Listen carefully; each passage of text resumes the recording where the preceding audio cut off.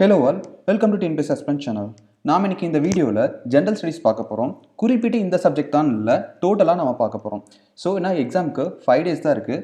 So எல்லாம் revision பண்ணிட்டு இருப்பீங்கன்னு நினைக்கிறேன். ஸோ உங்களுக்கு இந்த கொஷின்ஸ் வந்து இன்னும் யூஸ்ஃபுல்லாக இருக்கும். ஓகே, இதில் இருக்க இம்பார்ட்டன்ட் கொஷின்ஸ் மட்டும் தான் நான் எடுத்திருக்கேன். ப்ரீவியஸ் கேட்டது, ஸோ இந்த வருஷம் கேட்க வாய்ப்பு இருக்கிறது எல்லாமே எடுத்து போட்டிருக்கேன், பார்க்கலாம். ஓகே, ஃபர்ஸ்ட் கொஷின் பாருங்கள். Who was responsible for the security of the village under the Marathas in South India? Okay, Marathas வந்து சவுத் இந்தியாவில் ஒரு வில்லேஜ் வந்து யாருக்கு கட்டுப்பாட்டு கீழே இருந்துச்சு அப்படின்னு கேட்டிருக்காங்க. தேஷ்முக், ஃபௌஸ்தர், கோட்வால், பாட்டில்.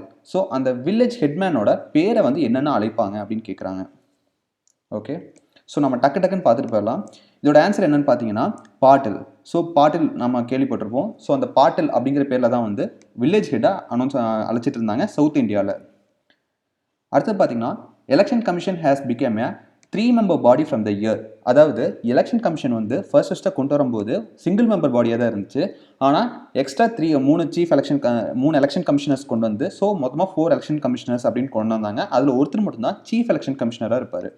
ஸோ 2 எலெக்ஷன் கமிஷனர்ஸ் சேர்த்து 3-member பாடியாக ஆச்சு. அதில் ஒருத்தர் தான் வந்து சீஃப் எலெக்ஷன் கமிஷனராக இருப்பார். இப்போ வந்து சுனில் அரோரா இருக்கார். ஸோ இந்த 3-member பாடிங்கிறத எப்போ வந்து கொண்டு வந்தாங்க அப்படின்னு கேட்குறாங்க. 1991, 92, 90, 93 எந்த வருஷம் கொண்டு வந்தாங்க? ஓகே, இதோட ஆன்சர் பார்த்தீங்கன்னா 1993. ஸோ வந்து ஃபர்ஸ்ட்டாக இந்த சீஃப் எலெக்ஷன் கமிஷனரை சிங்கிள் மெம்பர் பாடியிலேருந்து 3-member பாடியாக மாற்றின வருஷம் 1993. ஓகே, அடுத்த question. National judicial appointment commission act. அதாவது இந்த national judicial appointment commission act வந்து எப்போ வந்து பாஸ் பண்ணப்பட்டது அப்படின்னு கொண்டு வந்தாங்க. நடைமுறைக்கு வந்ததில் பாஸ் பண்ணது எந்த வருஷம் கேட்குறாங்க. ஸோ 2014 வந்து கன்ஃபார்ம் தெரியும். அதில் எந்த டேட்லங்கிறது தான் நம்ம இப்போ பார்க்கணும். December 31, December 2, December 1, December 3.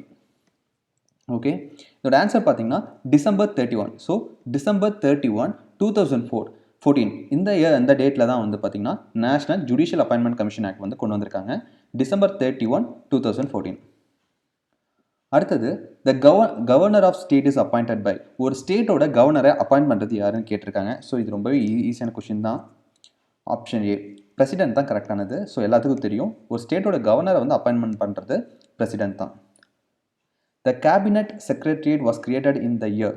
So வந்து இந்த பிரைம் மினிஸ்டர் ஆஃபீஸ் அப்படின்னு மட்டும்தான் இருந்துச்சு. ஆனால் இப்போ வந்து கொண்டு வந்துட்டாங்க. அதுக்கு முன்னாடி பார்த்தீங்கன்னா கேபினட் செக்ரட்டரியேட் அப்படின்னு சொல்லிட்டு ஒன்று இருந்துச்சு. ஸோ அது எந்த வருஷம் கொண்டு வந்தாங்க அப்படின்னு கேட்குறாங்க. ஸோ ஆன்சர் பார்த்தீங்கன்னா 1949. ஓகே, ஸோ வந்து பார்த்தீங்கன்னா 1949 எக்கனாமிக் கமிட்டி வந்து ஓகே, ஸோ இதுக்கு வந்து இயர் பார்த்தீங்கன்னா 1950 தான் கரெக்ட். ஓகே, ஸோ வந்து முன்னாடியே பண்ணியிருக்காங்க. ஆனால் மெர்ஜ் பண்ணது பார்த்தீங்கன்னா 1950 தான் கொண்டு வந்திருக்காங்க. ஸோ கேபினட் செக்ரட்டரியேட் அப்படிங்கிறது வந்து 1915 தான் வந்து கொண்டு வந்திருக்காங்க. அடுத்தது பாப்புலேஷன் டென்சிட்டி மீன்ஸ். ஸோ நம்ம பாப்புலேஷன் டென்சிட்டிங்கிறத எதை வச்சு குறிப்பிடுவோம் அப்படின்னு கேட்குறாங்க. ஸோ இதுக்கு ஆன்சர் என்னன்னு பார்த்தீங்கன்னா option A, number of person living per square kilometre. So இந்தியாவோட பாப்புலேஷன் டென்சிட்டி என்னன்னு பார்த்தீங்கன்னா 382, தமிழ்நாட்டுக்கு 555. இருக்கிறதுலே அதிக டென்சிட்டி கொண்ட மாநிலம் வந்து பீகார். இருக்கிறதுலே லோவஸ்ட் டென்சிட்டி எதுன்னு பார்த்தீங்கன்னா அருணாச்சல் பிரதேஷ். வெறும் 17% per square kilometer தான். ஸோ இதை ஞாபகம் வச்சுக்கோங்க. ஸோ நீங்கள் பீகார் எடுத்துட்டீங்கன்னா அரௌண்ட் ஒரு 3000 மெம்பர்ஸ் வருவாங்க per square kilometer மட்டும். ஸோ எவ்வளோ பாப்புலேஷன் பார்த்துக்கோங்க. தமிழ்நாட்டுக்கு 555, இந்தியாவுக்கு 382. ஸோ இதை ஞாபகம் வச்சுக்கோங்க. Which of the following measures have been taken to attain the aims of the new industrial policy?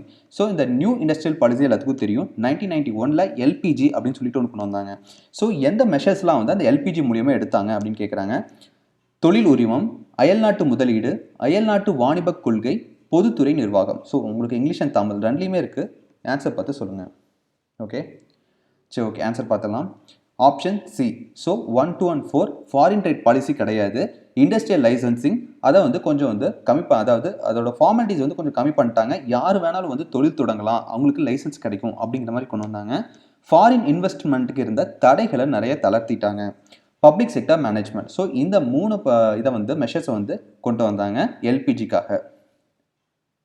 அடுத்தது the instruments of monetary policy. So நம்ம வந்து பணக்கொள்கையின் கருவிகள் அப்படின்னு எதை சொல்லுவோம்? Bank rate, tax rate, cash reserve ratio. So இதில் எதெல்லாம் வந்து பணக்கொள்கையின் கருவிகள் அப்படின்னு கேட்குறாங்க. ஆன்சர் பார்த்தீங்கன்னா சி தான் ஆன்சர் 1 and 3. டேக்ஸ் ரேட் வந்து நம்ம கொண்டு வர மாட்டோம். பேங்க் ரேட்டும் கேஷ் ரிசர்வ் ரேஷியோ அது மட்டும் தான் வந்து பணக்கொள்கையின் கருவி. Okay, which of the following are denotes the meaning of goods and service tax. So இந்த ஜிஎஸ்டி இருக்கு இல்லையா 2016 கொண்டு வந்த 2017 கொண்டு வந்த ஜிஎஸ்டி வந்து எதை வந்து மீன் பண்ணுது? It is a consolidated indirect tax, it is a single unified tax, it is imposed only by central government, it is payable at final point of consumption. So இது எது வந்து ஜிஎஸ்டிங்கிறத டினோட் பண்ணுது அப்படின்னு கேட்குறாங்க. இதுக்கு ஆன்சர் பார்த்தீங்கன்னா option D தான் correct. அதாவது it is imposed only by central government அப்படி கிடையாது. இது வந்து சிஜிஎஸ்டி, எஸ்ஜிஎஸ்டி, ஏன் ஐஜிஎஸ்டின்னு கூட 3 வகையாக பிரிக்கலாம். ஸோ இது வந்து சென்ட்ரல் கவர்மெண்ட்டால் மட்டும் இம்ப்ளிமெண்ட் பண்ணுறது கிடையாது, ஸ்டேட் கவர்மெண்ட்டும் பண்ணுவாங்க. ஸோ மீதி இருக்க 3 வரும். Consolidated indirect tax, single unified tax. So எல்லா டேக்ஸுக்கும் சேர்த்து தான் இந்த ஜிஎஸ்டிங்கிறது. அடுத்தது payable at final point of consumption. So இது இன்டைரக்ட் டேக்ஸுங்கிறதுனால ஸோ நம்ம கடைசியாக வந்து பொருளோட ஃபைனலில் தான் வந்து நம்ம ஜிஎஸ்டி கொடுத்து வாங்குகிறோம். ஸோ அது வந்து இந்த ஃபைனல் பாயிண்ட் ஆஃப் கன்சப்ஷன் தான். Who was the king of England when collector Ashe murder by Vanchinathan at Maniyachi junction? So வந்து கரெக்டாக டேட் சொல்லணும்னா ஜூன் 17, 1911 வந்து ஆஷ் துரையை வந்து மணியாச்சி ஜங்ஷனில் வாஞ்சிநாதன் அப்படிங்கிறவர் வந்து கொன்றுவார். ஸோ இன்றைக்கி வரைக்கும் நம்ம அந்த நாளை வந்து கடைப்பிடிச்சிட்டு இருக்கோம். அது வந்து அவர் என்ன சொல்லியிருப்பாருன்னு பார்த்தீங்கன்னா, இதை வந்து இங்கிலாண்டோட கிங்கை கொல்றதுக்கான ஒரு முன்னோட்டம் அப்படின்னு சொல்லிட்டு தான் ஆஷ் துரையை சுட்டு கொண்டிருப்பார். அது அப்போது இங்கிலாண்டோட கிங்காக இருந்தது யாருன்னு கேட்குறாங்க. George 4, George 3, George 5, George 6. Okay, இதோட ஆன்சர் பார்த்தீங்கன்னா ஸோ டேட் கொடுத்துருக்காங்க, நான் சொன்னது அதே தான். அப்போ வந்து அவரோட வயசு 25, அதையும் ஞாபகம் வச்சுக்கோங்க. ராபர்ட் வில்லியம் ஆஷ் அப்படிங்கிறவர் திருநெல்வேலியோட கலெக்டராக இருந்தவர், அதையும் ஞாபகம் வச்சுக்கோங்க. ஸோ வந்து இப்போ நம்ம ஆன்சர் படி பார்த்தீங்கன்னா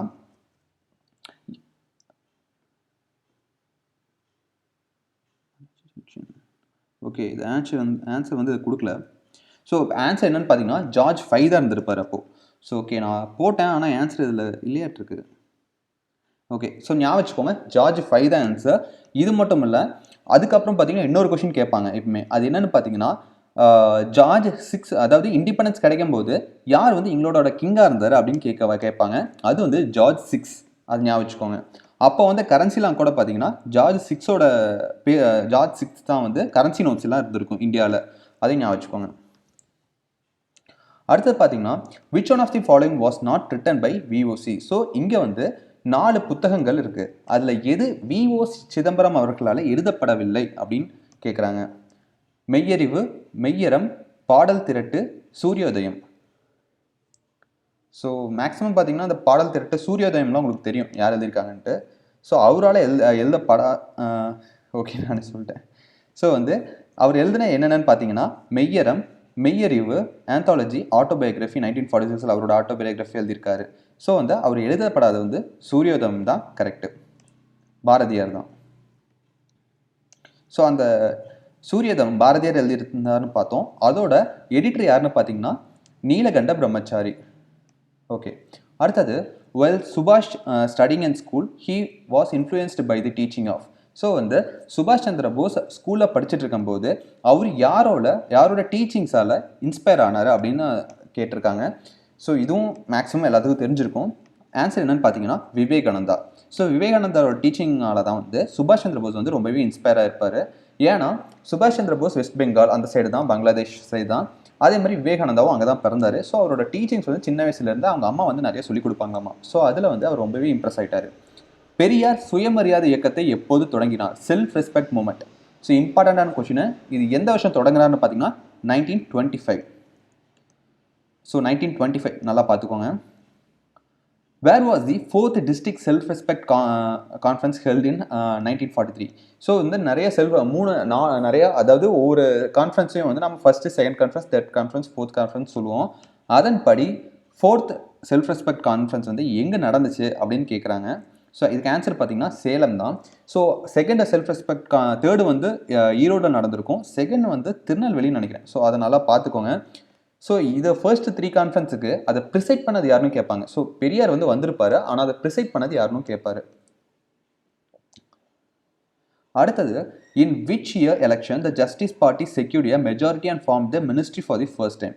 ஸோ ஜஸ்டிஸ் பார்ட்டி அதாவது நீதி கட்சி எந்த வருடத்தில் முதலா மினிஸ்ட்ரி ஃபார்ம் பண்ணுச்சு மெட்ராஸ் பிரசிடென்சியில் அப்படின்னு கேட்குறாங்க. 1919, 1920, 21, 22 எந்த வருஷம்?